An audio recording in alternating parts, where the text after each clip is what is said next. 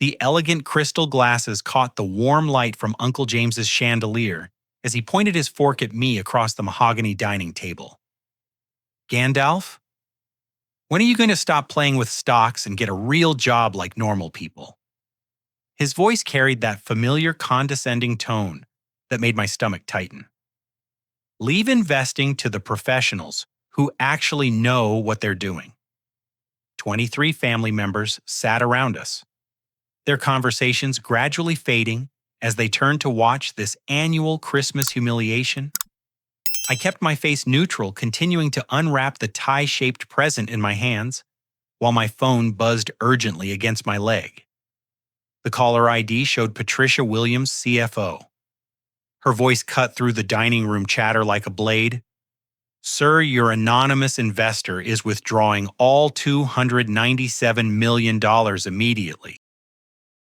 8 years ago, everyone thought I was throwing my life away when I dropped out of college during my junior year. My finance professors insisted that successful investing required decades of experience and institutional backing. Uncle James led the family chorus of disappointment, shaking his head whenever my name came up at gatherings. But while they were talking, I was studying. I spent 18 months living in my studio apartment, consuming everything I could find about market analysis, company fundamentals, and economic indicators. My walls became covered with charts, tracking commodity prices, interest rate fluctuations, and sector rotations. I read every annual report from Fortune 500 companies, memorizing cash flow patterns and debt structures until the numbers told stories in my head.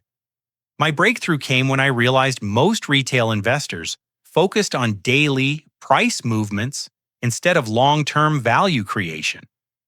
I developed a systematic approach to identifying undervalued companies with strong management teams and competitive advantages. My first successful investment turned $3,000 into $12,000 over 18 months. The second turned $15,000 into $42,000 over 2 years. By my 25th birthday, I was managing a portfolio worth $1.8 million. I incorporated multiple shell companies through different states, creating layers of legal separation that kept my identity completely anonymous. Every investment flowed through this network, ensuring that target companies never knew who was providing their capital. 5 years ago, I discovered Sterling Manufacturing while researching industrial suppliers in the Midwest. The company had been family-owned for 60 years, producing specialized components for automotive and aerospace industries. Their financial statements told a desperate story, declining revenues, mounting debt, and cash flow problems that threatened immediate bankruptcy. What caught my attention was their underlying value. Sterling owned valuable real estate, possessed strong customer relationships, and maintained manufacturing capabilities that competitors would pay premium prices to acquire. The company simply needed capital injection and strategic guidance to survive the economic downturn. I spent 3 weeks conducting due diligence, visiting their facilities undercover as a potential vendor, and interviewing current and former employees. Everything confirmed my analysis. Sterling was fundamentally sound, but financially starved. The ownership trail led back to my Uncle James, though I had no idea he was involved when I began my research.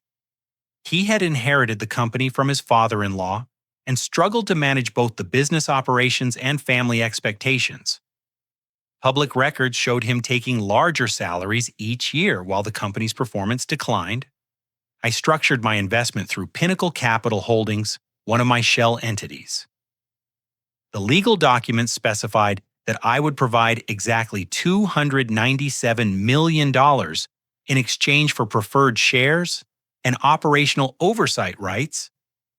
Uncle James would retain nominal control, while my representatives handled strategic decision-making. The transformation was immediate. We upgraded manufacturing equipment, streamlined production processes, and expanded into emerging markets. Within 2 years, Sterling had become profitable again. By year 4, they were industry leaders in 3 separate product categories: Uncle James took complete credit for this turnaround, giving interviews to trade publications about his visionary leadership and innovative business strategies. He never mentioned the mysterious investor who had saved his company from bankruptcy. At family gatherings, he would lecture everyone about proper business management while I sat quietly listening to him appropriate my work. My cousin Sarah had become a corporate attorney in Chicago, specializing in mergers and acquisitions. She often mentioned how impressed she was with Uncle James's business acumen, pointing to Sterling's remarkable recovery as evidence of his hidden talents. He really found his groove as a leader. She would say, unaware that every major decision was actually mine. Cousin Tom worked in Sterling's accounting department, a position Uncle James had created for him after Tom graduated from community college with an associate degree in business. Tom frequently shared stories about the company's mysterious benefactor, describing him as a guardian angel who appeared when things seemed hopeless. Grandmother Helen, the family matriarch, always watched these conversations with knowing eyes. She had built her own successful catering business from nothing during the 1960s and recognized the signs of genuine entrepreneurial thinking. Sometimes I caught her studying my face when Uncle James told his elaborate stories about business success. During tonight's Christmas dinner, the familiar pattern was unfolding. Uncle James held court at the head of his massive dining table, regaling guests with tales of his strategic brilliance while dismissing my investment work as gambling with other people's money. The irony was suffocating. My phone buzzed again. Patricia Williams was calling back, her voice tense with urgency. The CFO had no idea she was speaking to the very investor whose departure would destroy everything Uncle James claimed to have built. Uncle James excused himself from the dining room, claiming he needed to handle urgent business matters that couldn't wait until after Christmas. His face had turned pale when his phone started buzzing repeatedly during my call with Patricia. The rest of the family continued eating, but I noticed how his wife Margaret kept glancing toward the hallway where he had disappeared. Uncle James has been so stressed lately. My cousin Sarah mentioned cutting into her prime rib. He keeps getting calls at all hours about company issues. I offered to help review some contracts, but he said everything was under control. Cousin Tom shifted uncomfortably in his seat. Actually, things have been weird at the office. Management keeps having closed-door meetings, and there are rumors about budget cuts coming after the holidays. But Uncle James keeps telling everyone that business is better than ever. Grandmother Helen set down her fork and looked directly at me.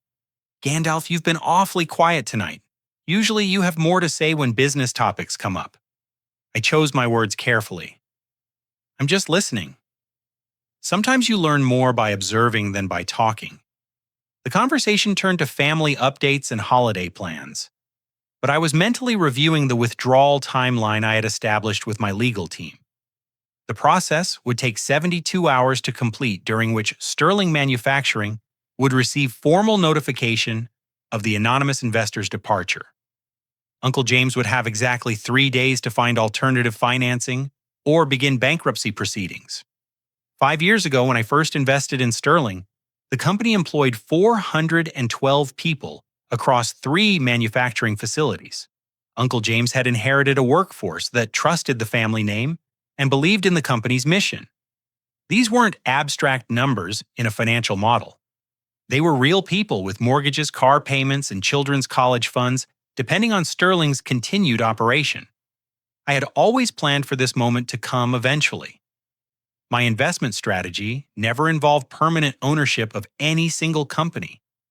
The goal was to identify undervalued assets, provide capital for recovery, and growth, then exit when maximum value had been created. Sterling had reached that point 6 months ago, but I had delayed the withdrawal because I knew Uncle James lacked the skills to maintain the company's success independently. Now his public humiliation had forced my hand. I couldn't continue subsidizing his ego while he diminished my accomplishments in front of our entire family. Uncle James returned to the dining room 20 minutes later, his confident demeanor replaced by visible anxiety. His hands trembled slightly as he reached for his wine glass. Margaret noticed immediately. "Everything all right, honey?" she asked, her voice carrying the concern of someone who had been married long enough to recognize genuine distress. Fine, fine, Uncle James replied, but his voice lacked conviction. Just some year-end accounting issues that need attention. Nothing major. Tom leaned forward. Is this about the investor situation everyone's been whispering about? Some of the guys in accounting think there might be changes coming. Uncle James's face darkened. There are no investor situations. Sterling Manufacturing has never been stronger. Anyone spreading rumors about financial problems is misinformed and should focus on their own responsibilities. But his phone kept buzzing throughout dinner, and each notification made him more agitated. Finally, he stood up abruptly, his chair scraping against the hardwood floor. I need everyone to listen carefully. Uncle James announced, his voice cutting through the family chatter. Sterling Manufacturing is facing a potential challenge from our primary investor. This investor has been with us for several years, providing crucial financial support during our growth phase. The room fell silent. Margaret's wine glass stopped halfway to her lips. The situation is manageable, Uncle James continued, but it may require some temporary adjustments to our operations. I wanted you all to hear this from me directly, rather than through rumors or speculation. Sarah set down her napkin. What kind of adjustments are we talking about? Possible workforce reductions? Delayed expansion projects? Maybe some facility consolidations? Uncle James's voice was steady, but I could see the desperation behind his eyes. Tom, your position is secure, but some of your colleagues might be affected. Grandmother Helen spoke into the silence that followed. How much money are we talking about? Uncle James hesitated before answering. The investor has contributed approximately $300 million over the past 5 years. If they withdraw completely, we would need to find alternative financing very quickly. The number hung in the air like smoke from a house fire. $300 million was more money than most of our family members would see in 10 lifetimes. The realization that Sterling's success depended entirely on this mysterious benefactor shattered Uncle James's carefully constructed narrative about his business genius. Do you have backup plans? Sarah asked, her legal training kicking in. Other investors lined up bridge financing options. Uncle James shook his head slowly. I've been working on developing relationships with institutional investors, but nothing concrete yet. The timeline might be challenging. Tom's face had gone white. Uncle James, my wife is 7 months pregnant. If the company has to lay people off, I said your job is safe. Uncle James snapped, then immediately softened his tone. We're not at that point yet. I'm exploring every option. But I could see in his eyes that he was lying. There were no other options because there never had been. For 5 years, Uncle James had been living a fantasy where his natural business acumen had transformed a failing company into an industry leader. The truth was that every success, every expansion, every innovation had been funded by my capital and guided by my strategy.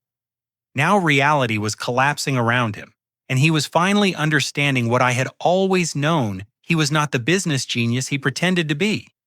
After dinner, while the family gathered in the living room for gift exchange and holiday movies, I retreated to Uncle James's home office to make some private calls. The mahogany-paneled room was filled with awards and photographs celebrating Sterling Manufacturing's recent achievements. Every plaque on the wall represented success that Uncle James had claimed, while my actual contributions remained invisible. My first call was to Marcus Chen, my primary financial advisor and the architect of the shell company structure that had kept my identity hidden. Marcus confirmed that the withdrawal process was proceeding on schedule, with formal documentation being delivered to Sterling's corporate offices on December 26th. The timing is unfortunate, Marcus noted. They'll receive the notification during the holiday shutdown, which means they won't have access to banking services or legal counsel until January 2nd. That shortens their response window considerably. My second call was to Jennifer Park, the private investigator I had hired to conduct ongoing due diligence on Sterling's operations. What she told me made my stomach turn. Your uncle has been treating company funds as his personal checking account, Jennifer reported. Over the past 18 months, he's charged approximately $1.4 million in personal expenses to corporate accounts. The mansion you're sitting in right now was purchased using a company loan that has never been repaid. She detailed a pattern of financial misconduct that went far beyond poor judgment. Uncle James had been systematically draining Sterling's cash reserves to fund a lifestyle he couldn't afford on his legitimate salary. Company credit cards paid for luxury vacations, expensive cars, and even Margaret's extensive jewelry collection. The board of directors is completely in the dark, Jennifer continued. Your shell company structure gave him autonomous control over day-to-day operations, and he's been filing fraudulent expense reports to cover his tracks. I hung up and stared at the family photographs covering Uncle James's desk. Pictures of company picnics, retirement parties, and holiday celebrations showed hundreds of Sterling employees who had no idea their jobs depended on the whims of a man who was stealing from their paychecks. Grandmother Helen appeared in the doorway carrying 2 cups of coffee. I thought you might need some caffeine. You look like someone who's processing difficult information. She settled into the leather chair across from Uncle James's desk, studying my face, with the same perceptive intelligence that had built her catering empire from a single food truck. How long have you known? She asked quietly. Known what? Don't insult my intelligence, Gandalf. I've been watching you during these family gatherings for years. You never react to James's stories the way someone would if they were hearing about business strategies for the first time. You respond like someone who already knows the details because you lived through them yourself. I sipped my coffee, considering how much to reveal. Grandmother Helen had always been the family's moral compass, the person everyone turned to when difficult decisions needed to be made. If anyone deserved the truth, it was her. Sterling Manufacturing would have filed for bankruptcy 5 years ago without outside intervention, I said carefully. Uncle James inherited a company that was drowning in debt and losing market share to more efficient competitors. And someone provided the capital to turn things around. She continued, her eyes never leaving my face. Someone who understood the business well enough to make exactly the right strategic decisions. The investment was structured anonymously to protect both parties, I replied. Grandmother Helen smiled. You always were the smartest one in this family. Even as a child, you could see patterns that everyone else missed. When you dropped out of college, I knew you had a plan. James thought you were throwing your life away, but I could see you were building something. From the living room came the sound of children laughing and adults discussing the merits of various holiday movies. Our family was enjoying their Christmas celebration, while the foundation of their financial security was crumbling in real time. What happens now? Grandmother Helen asked. That depends on Uncle James, I replied.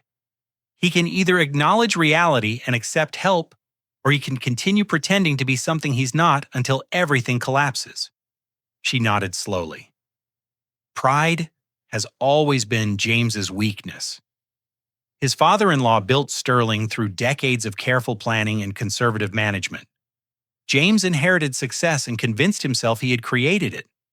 My phone buzzed with another urgent message from Patricia Williams. Sterling's CFO was discovering the extent of Uncle James's financial mismanagement as she prepared documentation for the investor withdrawal.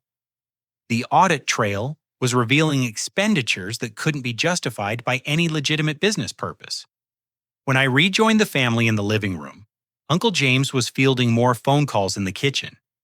I could hear fragments of conversation as he pleaded with various business contacts, describing Sterling's situation in increasingly desperate terms.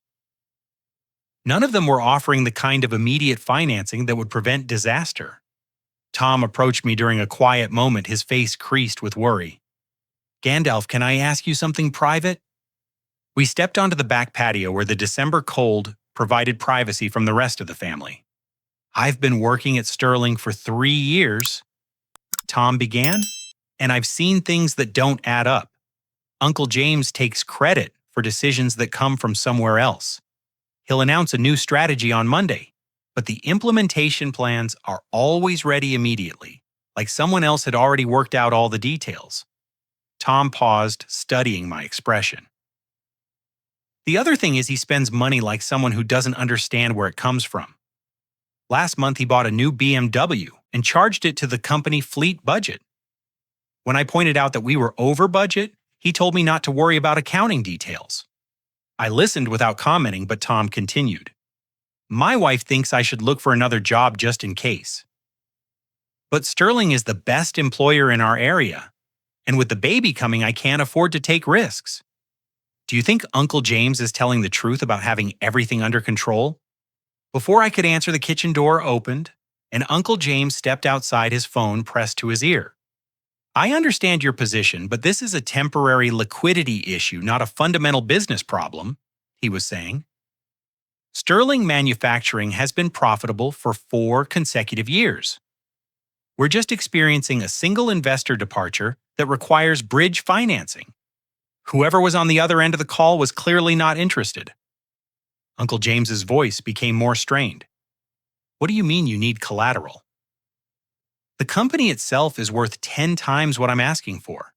Our manufacturing facilities alone are valued at over $50 million. The call ended abruptly, and Uncle James noticed Tom and me standing there. Everything's fine, he said automatically, but his hands were shaking. Just working through some temporary financing arrangements. Nothing that affects day-to-day operations. But his eyes told a different story. Uncle James was beginning to understand that 5 years of borrowed success was about to come crashing down, and he had no idea how to prevent it.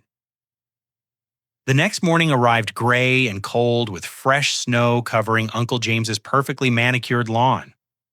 I'd spent most of Christmas night researching Sterling's current financial position through my various corporate networks, and the situation was even worse than I had anticipated. Uncle James had scheduled an emergency board meeting for December 26th, calling in all 5 board members, despite the holiday. Through my network of corporate contacts, I learned that he was planning to present a modified version of the truth, downplaying both the investor withdrawal and his personal financial misconduct. Margaret cornered me in the kitchen while I was making coffee, her face drawn with exhaustion. She had clearly been awake most of the night worrying about their family's future. Gandalf, I need to ask you something, and I need you to be completely honest with me, she said, her voice barely above a whisper. Do you think James is in real trouble? I measured my words carefully. What makes you think there might be a problem? Last night, after everyone went to bed, I found him in his office going through financial documents. He was adding up numbers on a calculator, and when he saw me, he quickly put everything away. James never hides business information from me unless something is seriously wrong. Margaret poured herself a cup of coffee with trembling hands. This house, our cars, the country club membership, all of it depends on Sterling's success. If the company fails, we lose everything. We have less than $30,000 in personal savings because James always said the company was our retirement plan. The kitchen door swung open and Uncle James entered looking like he hadn't slept at all. His usually immaculate appearance was disheveled, and his eyes had the hollow look of someone facing inevitable disaster. Good morning, he said, attempting his usual cheerful tone but falling short. I hope everyone's ready for another family day. We have the board meeting this afternoon, but that shouldn't interfere with our holiday celebration. Margaret studied her husband's face. James, maybe it's time to tell everyone the complete truth about what's happening. The family deserves to know if their jobs and financial security are at risk. There's no risk, Uncle James replied, but his voice lacked conviction. I've been through difficult periods before. This is just another business challenge that requires strategic thinking. Tom appeared in the doorway, still wearing yesterday's clothes. Uncle James, I've been thinking about our conversation last night. If Sterling really is in trouble, Maybe I should start looking for backup options. I can't afford to be unemployed with a baby coming. Uncle James's facade finally cracked. Damn it, Tom. I told you your job is secure. Why doesn't anyone in this family trust my judgment? The outburst stunned everyone into silence. Uncle James had always prided himself on maintaining perfect composure, especially in front of family members. Seeing him lose control was like watching a dam burst. Sarah walked into the kitchen at that moment carrying her laptop bag. I took the liberty of doing some research on Sterling Manufacturing's public filings. James, we need to talk privately about what I found. Uncle James's face went white. What kind of research? Corporate debt structures, asset valuations, and cash flow statements from the past 5 years. Also some interesting patterns in executive compensation and expense reporting. Sarah's voice had taken on the professional tone she used when delivering bad news to clients. Grandmother Helen joined us, surveying the tension in the kitchen, with her characteristic perceptiveness. It seems like this family meeting needs to happen sooner rather than later. James, whatever you're dealing with, we're stronger when we face problems together. Uncle James looked around the kitchen at his family members, all of whom were staring at him with expressions ranging from concern to suspicion. The weight of 5 years of deception was finally becoming unbearable. Fine, he said, slumping into a chair. Let's all go into the living room and I'll explain the situation completely. 20 minutes later, the entire extended family was gathered in Uncle James's spacious living room. He stood in front of the fireplace looking like a defendant preparing to address the jury. Sterling Manufacturing is facing the potential loss of our primary investor. He began, his voice steady but strained. This investor has provided approximately $300 million in capital over the past 5 years, and they have decided to withdraw their funding. Shocked murmurs rippled through the room. $300 million was an almost incomprehensible amount of money to most family members. Sarah leaned forward. Who is this investor, and why are they withdrawing now? The investment was structured anonymously through shell companies, Uncle James replied. I don't know the investor's identity, and they've never provided a reason for their decision. The withdrawal process is already underway. Tom raised his hand like he was back in school. What does this mean for the company's employees? Uncle James hesitated before answering. We would need to implement significant cost reductions immediately. Workforce reductions, facility closures, possibly selling off valuable assets to maintain basic operations. Margaret spoke for the first time. James, tell them about the personal expenses. The room went completely silent. Uncle James shot his wife a look that could have melted steel.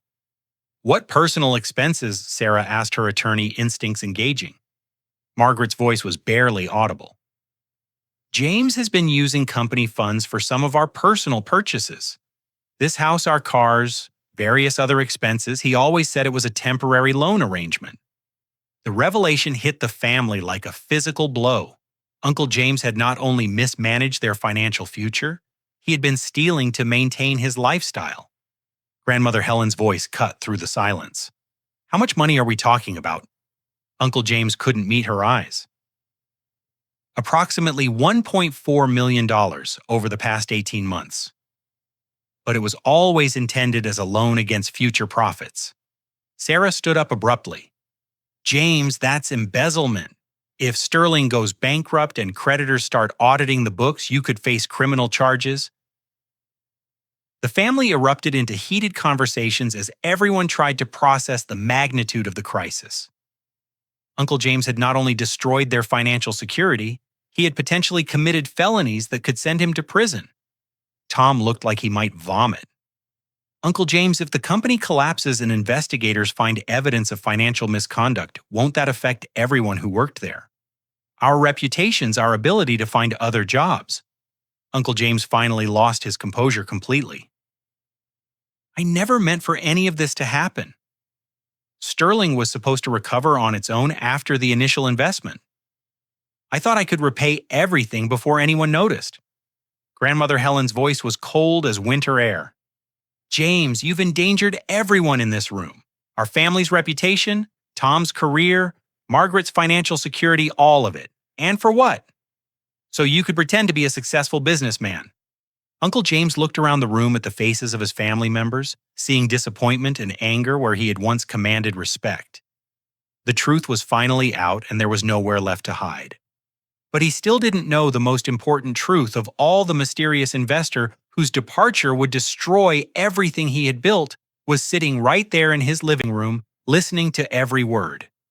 I waited until the family meeting ended and everyone dispersed to process what they had learned. Uncle James retreated to his study while Margaret went upstairs to lie down with a migraine. The house felt heavy with the weight of revealed secrets and uncertain futures.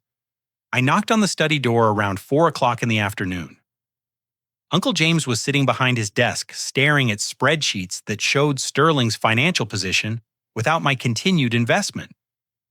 The numbers told a story of immediate bankruptcy and total collapse. "Come in," he said without looking up. "I suppose you want to discuss how this affects your relationship with Tom."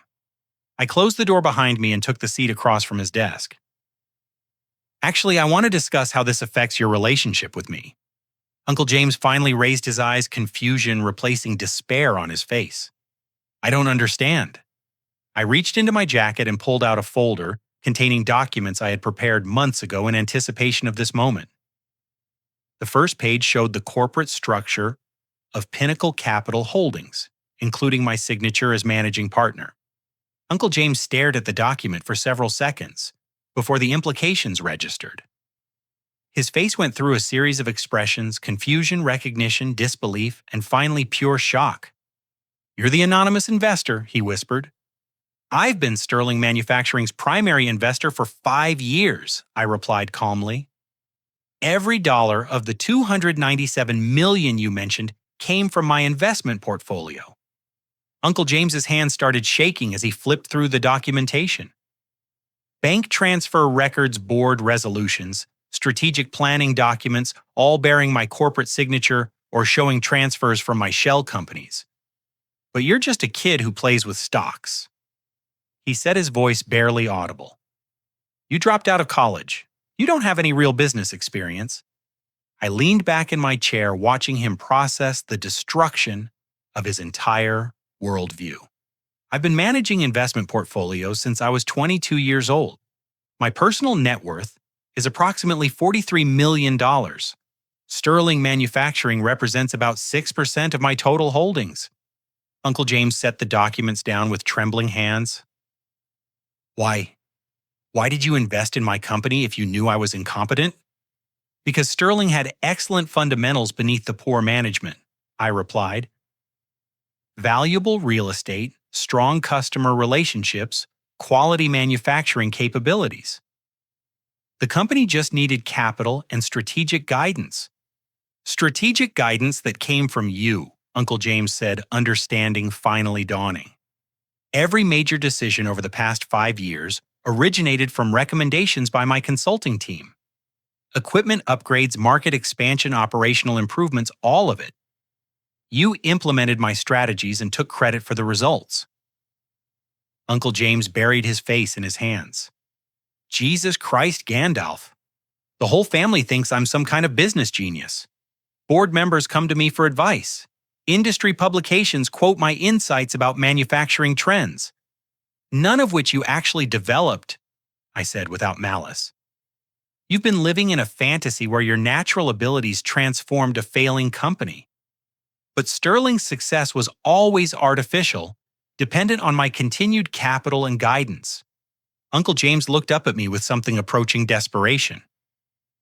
"What do you want? Money and apology? I can fix the personal expense situation.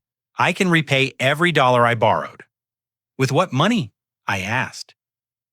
"You don't have $1.4 million in personal assets. Your house is mortgaged to the company, your cars are leased through corporate accounts, and your stock portfolio is worth less than $50,000. The reality of his situation was sinking in.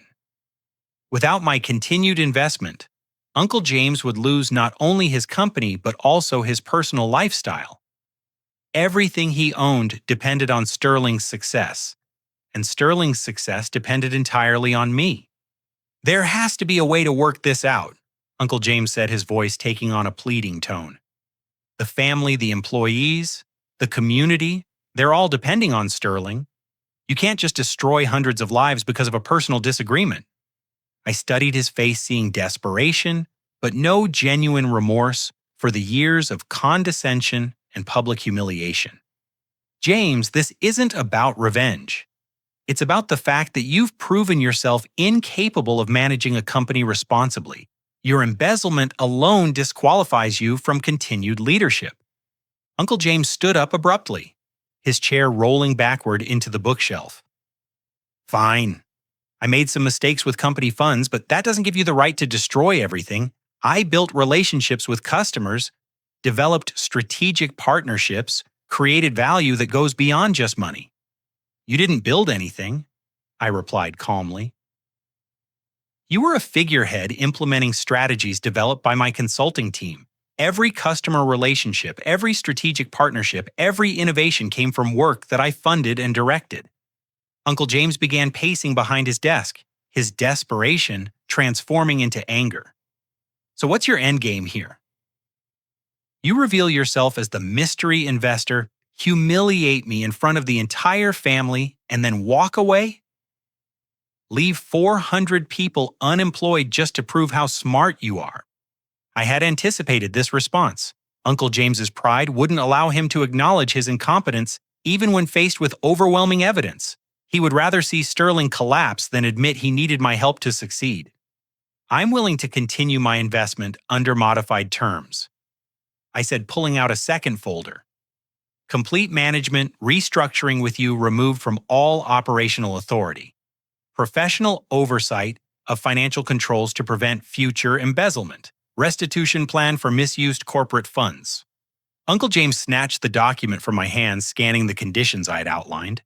His face reddened as he read through the requirements. This is humiliating, he said. You want me to become a powerless figurehead in my own company. Admit publicly that I've been incompetent. Submit to oversight like some kind of criminal. You are a criminal, I replied. Embezzling $1.4 million is a felony. The only reason you're not facing prosecution is because I'm the primary victim and I haven't filed charges. Uncle James threw the contract onto his desk. I won't do it. I won't let some college dropout turn me into a laughingstock. Sterling Manufacturing is my legacy, my family's heritage. I'd rather see it destroyed than handed over to someone who doesn't understand what it means. I stood up, gathering my documents. Then that's exactly what's going to happen. The withdrawal process completes in 48 hours. After that, you'll have approximately 2 weeks to find alternative financing before bankruptcy becomes inevitable. Uncle James's face was purple with rage.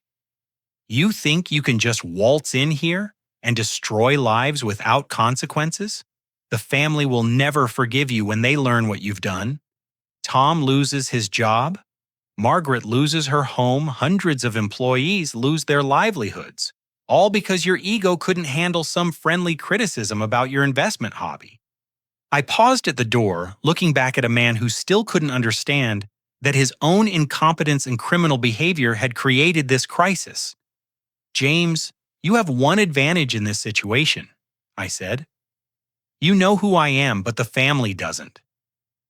That gives you 48 hours to figure out how you want to explain what's about to happen. I left him sitting alone in his study, surrounded by awards and photographs, celebrating success that had never actually been his. The truth was finally out between us, but Uncle James still had one last card to play. The question was whether his pride would allow him to destroy the entire family's respect for me rather than accept responsibility for his own failures. I should have anticipated that Uncle James would choose destruction over humility. When the family gathered for dinner that evening, his demeanor had completely changed. Gone was the desperate, pleading man from our private conversation. In his place sat someone who had found a new source of confidence and was preparing to use it. I need everyone's attention, Uncle James announced as Margaret served a dessert. I've discovered some important information about Sterling's situation that changes everything. Sarah looked up from her apple pie. Did you find alternative financing? Better than that, Uncle James replied, his voice carrying a vindictive edge that made my stomach tighten. I've learned the identity of our mysterious investor. The room fell silent. Tom set down his fork and leaned forward expectantly. Uncle James smiled, but there was no warmth in it. The person who has been funding Sterling Manufacturing for the past 5 years, the person who is now withdrawing their support and potentially destroying 400 jobs, is sitting right here at this table. Every head turned to look around the room. Family members studying each other's faces for signs of hidden wealth and deception. It's Gandalf, Uncle James said, pointing directly at me. Our own family member has been secretly manipulating my company, taking credit for business decisions, and now withdrawing his support out of pure spite. The accusation hit the family like a bomb. Shocked silence gave way to confused murmurs as everyone tried to process this revelation. Grandmother Helen was the first to speak. Is this true? I had hoped to reveal the truth under different circumstances, but Uncle James had forced my hand. Yes, I am the anonymous investor in Sterling Manufacturing. The room erupted into chaos. Tom looked like he had been slapped. Margaret started crying. Sarah immediately pulled out her phone, presumably to research the legal implications. Uncle James stood up, his voice rising above the family commotion. For 5 years, this manipulative little schemer has been controlling my company from the shadows. Every business decision, every strategic choice, every success that we celebrated was actually his work. And now, because I hurt his feelings at Christmas dinner, he's decided to destroy everything out of revenge. That's not true, I said calmly, but Uncle James wasn't finished. He let me believe I was running my own company, while he pulled the strings like some kind of puppet master. He watched me give interviews to trade publications, accept industry awards, and build a reputation based on his work, and he enjoyed every minute of it because it fed his ego to know something the rest of us didn't. Tom's face had gone white. Gandalf, is this why you never seemed surprised by Uncle James's business stories? You already knew everything because you were making the decisions yourself. Uncle James seized on Tom's reaction. Exactly. He's been sitting at these family dinners for years, listening to us praise achievements that were actually his letting us believe in a version of reality that was completely false. And the whole time he was planning this moment when he could pull back the curtain and humiliate us all. Margaret looked between her husband and me, her face streaked with tears. Gandalf, if you've been supporting the company all this time, why are you stopping now? Don't you care about what happens to the employees? Before I could answer, Uncle James jumped in with his twisted version of events. Because he's arrogant and vindictive. He can't stand the fact that someone called him out for playing with stocks instead of getting a real job. So he's decided to punish the entire family by destroying Sterling Manufacturing. Sarah had been quiet during Uncle James's attack, but now she looked up from her phone with a different expression. James, I've been reviewing Sterling's financial records while you were talking. The personal expense irregularities we discussed this morning total $1.4 million. If Gandalf has been the primary investor, then you've been stealing from him for 18 months. Uncle James's confidence faltered slightly. Those were loans against future company profits. Legitimate compensation for my management services. Embezzlement, Sarah corrected firmly. You took money that belonged to the company's investor without authorization. That's a felony regardless of your intentions. Grandmother Helen had been listening to everything with growing understanding. James, let me see if I have this correct. Gandalf invested his own money to save your company from bankruptcy. You took credit for the success that his investment made possible. Then, you stole over $1 million of his money for personal expenses. And now you're angry because he's choosing not to continue funding your incompetence and criminal behavior. Uncle James's face reddened. He manipulated the entire family. He let us believe a lie for 5 years while he secretly controlled everything. That's not normal behavior. That's the action of someone with serious psychological problems. Tom had been processing everything in silence, but now he looked directly at me. Gandalf, I need you to explain this from your perspective. Because right now, it sounds like you deliberately deceived our entire family while playing games with our livelihoods. I stood up knowing that this moment would determine how the family viewed me for the rest of our lives. 5 years ago, Sterling Manufacturing was 2 months away from bankruptcy. James had inherited a profitable company and driven it into the ground through poor management and excessive personal spending. 412 people were going to lose their jobs. I pulled out the folder of financial documents I'd brought to dinner. I invested $297 million of my own money to save those jobs. Every strategic decision that transformed Sterling from a failing company into an industry leader came from my consulting team. James implemented our recommendations and took full credit for the results. Sarah examined the documents, her legal training evident in how she analyzed the corporate structure and investment timeline. These records show that Gandalf's investment came with specific strategic requirements. James wasn't just a figurehead. He was contractually obligated to implement certain business practices. Uncle James scoffed. So he admits to manipulating my decision-making for 5 years. He admits to saving your company and 400 jobs, Grandmother Helen corrected sharply. The question is why he's withdrawing his support now. I looked around the table at my family members, seeing confusion, disappointment, and anger in their faces. Because James has been embezzling company funds to maintain a lifestyle he can't afford.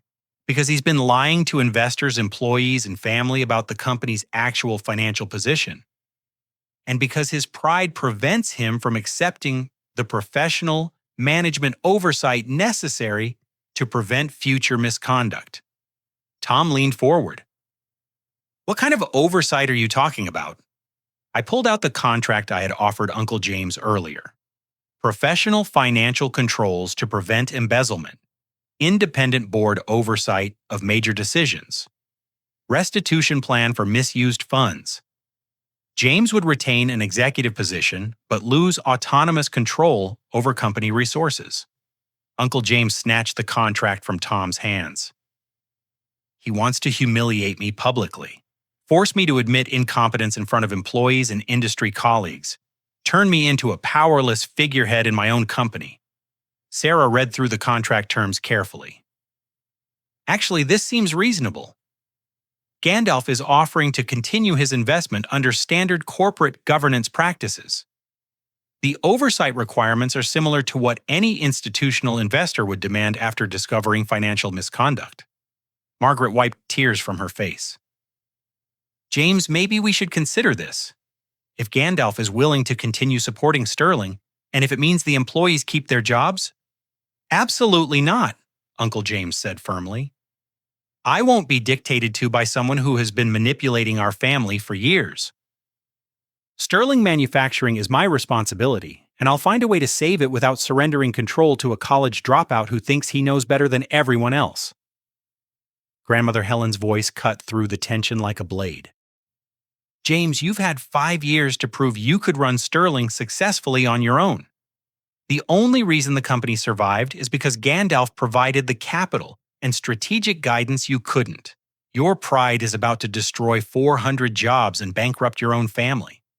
Uncle James looked around the table, seeing that family opinion was turning against him. His last desperate gambit was to make me the villain, but the evidence of his own incompetence and criminal behavior was too overwhelming.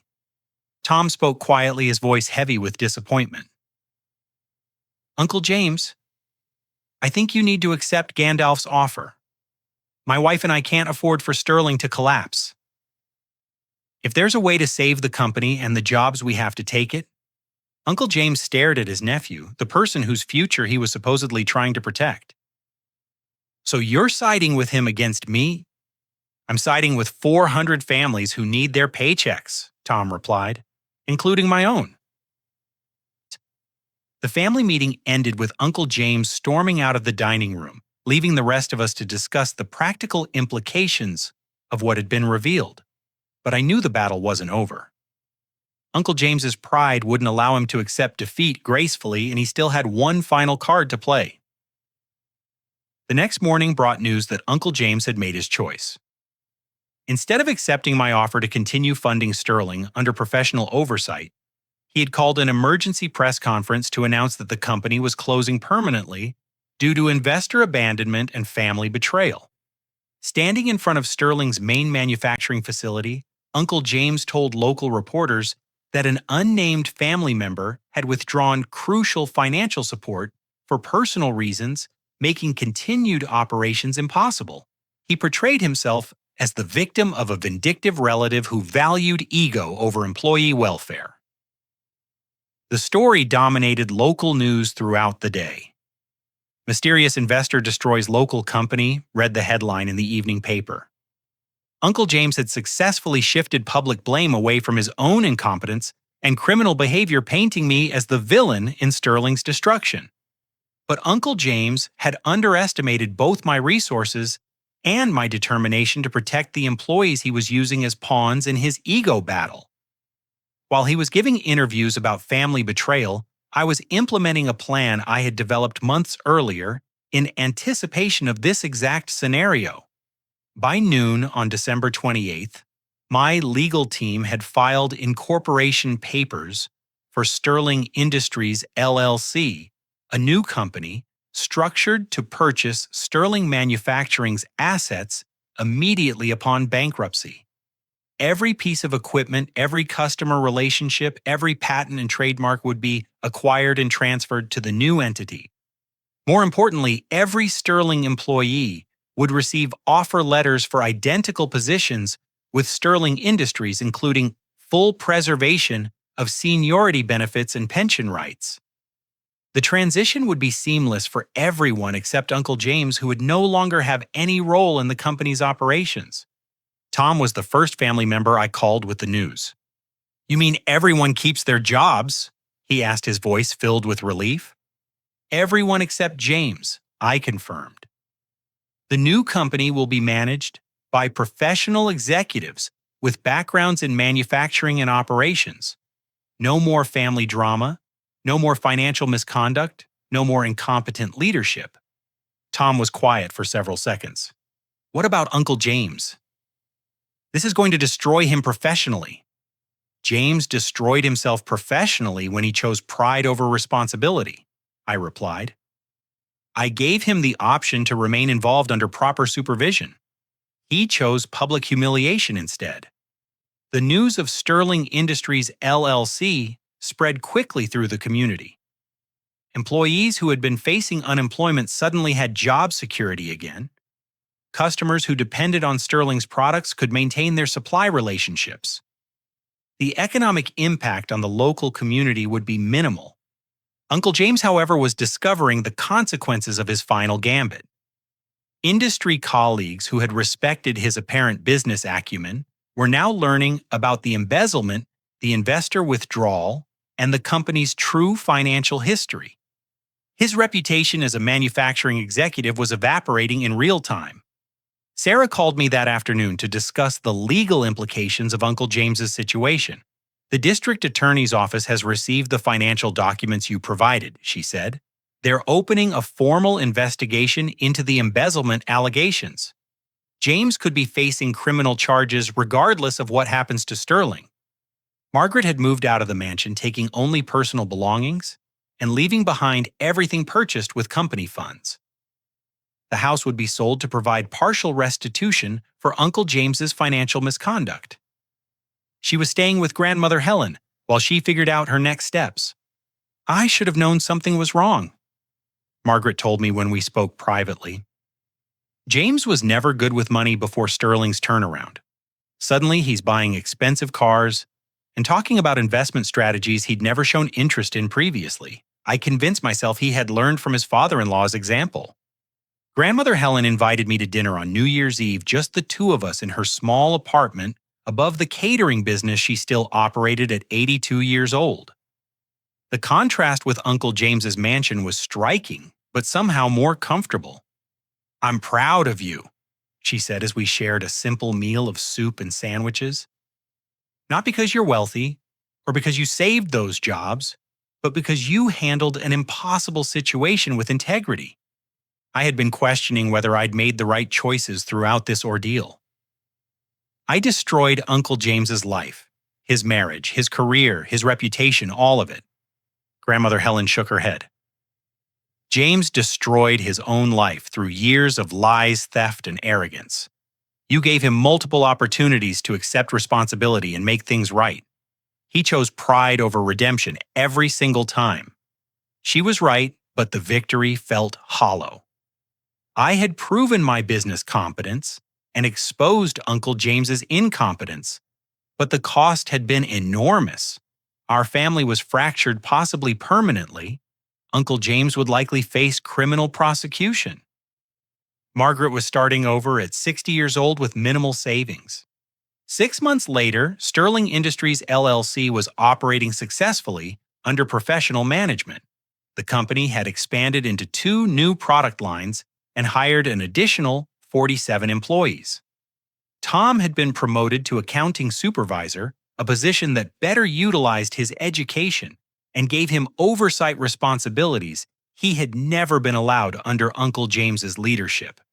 Uncle James pled guilty to embezzlement charges in exchange for a reduced sentence of 18 months in federal prison. The restitution agreement required him to surrender all assets purchased with company funds, including the mansion luxury cars and country club membership. He would be released with nothing except the Social Security and pension benefits he had earned before inheriting Sterling. Margaret found work as a bookkeeper for a small nonprofit organization, earning less than she had been accustomed to, but taking pride in honest employment. She had filed for divorce during Uncle James's trial, citing irreconcilable differences and the discovery of financial deception she could never forgive. The family gradually healed, though relationships were permanently changed. Tom and Sarah maintained close contact with me, appreciating how I had protected their financial security when Uncle James was willing to sacrifice them for his ego. They understood that my initial deception had been necessary to maintain the anonymous investment structure that protected everyone involved. The most important lesson I learned from this experience was that competence without humility becomes dangerous arrogance. Uncle James had possessed some legitimate business skills, but his inability to acknowledge his limitations had transformed minor shortcomings into catastrophic failures. Success requires not just intelligence and hard work, but also the wisdom to seek help when facing challenges beyond your capabilities. I also learned that family loyalty has limits. Supporting someone's destructive behavior isn't love. It's enabling. True loyalty sometimes requires difficult conversations and hard choices that protect the greater good over individual pride. Sterling Industries continues to thrive 5 years later, now employing over 600 people across 4 facilities. The company has become a case study in successful business turnarounds, though most people don't know the full story of how close it came to complete destruction. Uncle James was released from prison 14 months ago and now works as a night security guard at a warehouse outside the city. He has never apologized to the family or acknowledged his role in creating the crisis that destroyed so many relationships. Perhaps pride is a harder habit to break than I realized. Tom's son was born healthy and strong, named Michael, after the grandfather he'll never meet, but whose legacy of honest work and family dedication continues through his father. Tom often tells me that becoming a parent has helped him understand the importance of building something lasting rather than just impressive. The Christmas dinners at Grandmother Helen's apartment are smaller now, but more genuine. We've learned that success isn't about accumulating wealth or impressing others. It's about creating value that makes other people's lives better. The respect that matters most comes not from what you own, but from how you treat the people who depend on you. Sometimes I wonder if there was a different path through this crisis, one that could have preserved family unity while still addressing Uncle James's incompetence and criminal behavior. but I've come to accept that some people would rather destroy everything than admit they need help. The only choice you control is whether you enable their destruction or protect yourself and others from the consequences. The most valuable lesson is this: true strength isn't about proving you're right. It's about taking responsibility for outcomes, even when other people's pride prevents them from doing the same. Success means nothing if it comes at the expense of your integrity, but integrity means nothing if it doesn't protect the people who depend on you. Have you ever had to make a difficult choice between loyalty to family and doing what you knew was right? Sometimes the people we love most are the hardest ones to help, especially when their pride prevents them from accepting the support they need. I'd love to hear your thoughts in the comments below. If this story resonated with you, please like this video and subscribe for more real-life stories about navigating family conflicts and business challenges. Share this with someone who might benefit from hearing about the importance of balancing personal relationships with professional responsibilities. Thank you for listening to my story, and I hope it helps you think about the difference between supporting someone's success and enabling their destructive choices. Remember that sometimes the most loving thing you can do is refuse to participate in someone else's self-destruction, even when they can't understand your decision.